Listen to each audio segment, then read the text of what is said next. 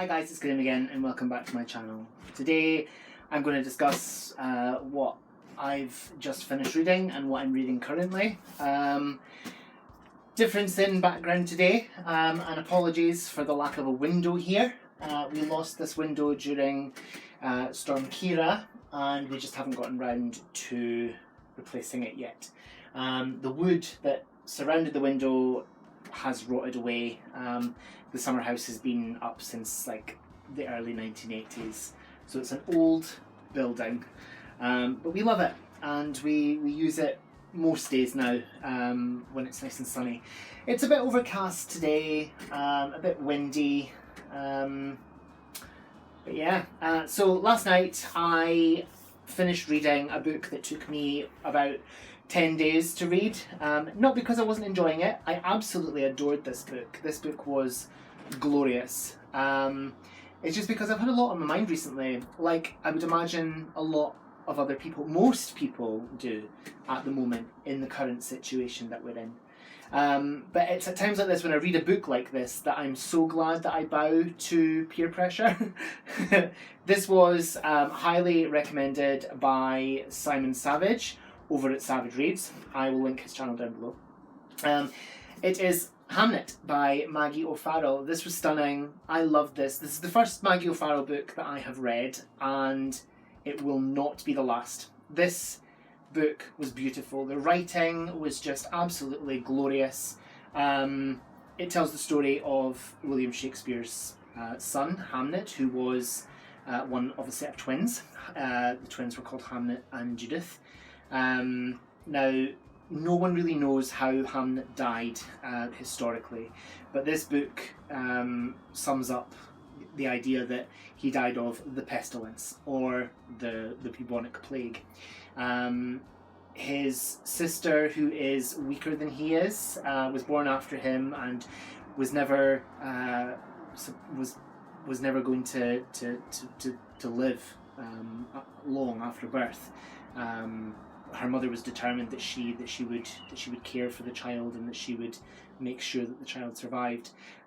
Judith gets the pestilence, and because they are twins, they look alike. Even though they're boy and girl, they do the twin thing of swapping places, and Hamnet swaps places with Judith and pleads with death to take him instead of her, to save her and take him instead. And this book destroyed me. The descriptions of the countryside and the settings that the characters lived in, Stratford in Warwickshire and London as well, the book just destroyed me, and it was just glorious. I absolutely loved it. William Shakespeare is never actually named in the book. He's always referred to as father or Agnes's husband. So Agnes is the mother of the twins, and she's kind of painted as like almost like a cure wife, quite witchy in a way. She has a physic garden. She grows herbs and flowers and uses them in cures and medicines.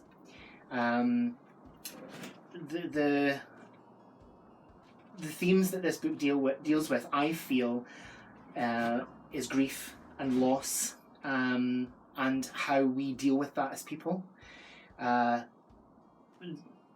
Obviously, Hamnet was the name of William Shakespeare's son, and 4 years after his death, the play Hamlet appeared.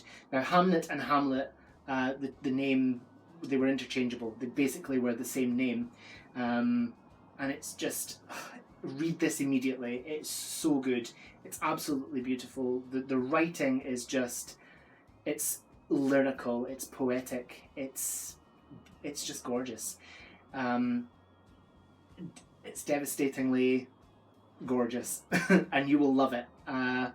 If you're a fan of William Shakespeare and sort of fictional retellings of people's lives and how they lived and indeed how they died, this is the book for you. And indeed, if you are a fan of Maggie O'Farrell's writing, this one is the one for you. It was just glorious. The book that I am currently reading is the May's pick for the book club that Simon Savidge and Melanie Sykes run on Simon's channel. The last book that they chose was Girl, Woman, Other, and I read that and adored it. Glorious book.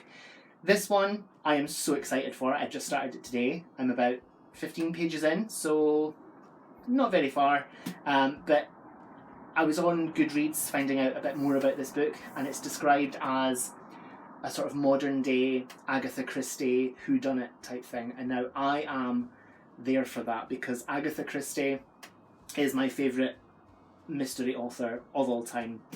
The book is The Hunting Party by Lucy Foley.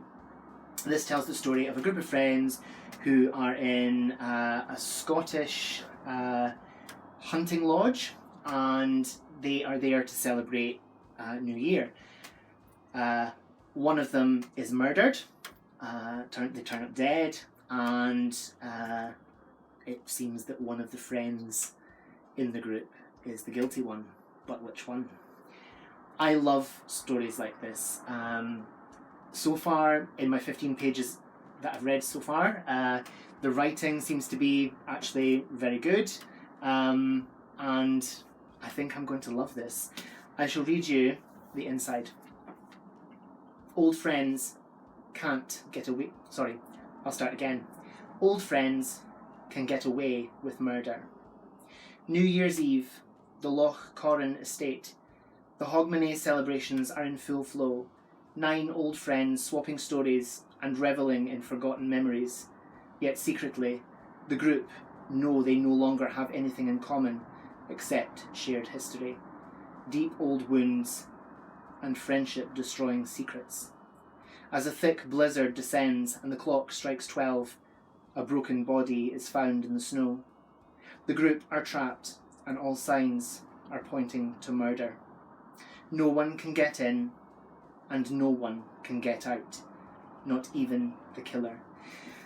It just strikes me as being a bit of a locked room mystery, and I'm there for that. I love it. No one can get in, no one can get out. It's it has a feeling of claustrophobia. The Highland setting in Scotland is just perfect because it's dark, it's gloomy, it's at winter time, there's snow, it's bleak, it's in the middle of nowhere, and I can't wait to get further into this and to really get stuck in to a good mystery, because I've not read a good mystery story in a long time. I think the last one I read, I might be wrong, but the last one I read was Who Did You Tell by Leslie Cara. I loved that book. That book was amazing. In fact, that writer is amazing. But yeah, I'm so excited for this. So yeah, that's what I've read and what I'm reading at the moment. I do apologise for the terrible background that you have. I'm out in the summer house, like I've already mentioned. Hubby is working from home. He's currently on shift at the moment. So yeah, I needed to get out of the house. Even though it's overcast, there was a bit of sun a minute ago. It's warm. It's not raining yet. So yeah, I'm gonna drink the coffee that I made. I'm going to get stuck into the book that I brought out with me, which is The Hunting Party by Lucy Foley. Oh, I'm so excited. So yeah, whatever you're doing, I hope you have so much fun doing it. Whatever you're reading, I hope you love it. Stay fabulous, be amazing, be yourself, stay safe, and I'll see you again soon for another video. Bye bye.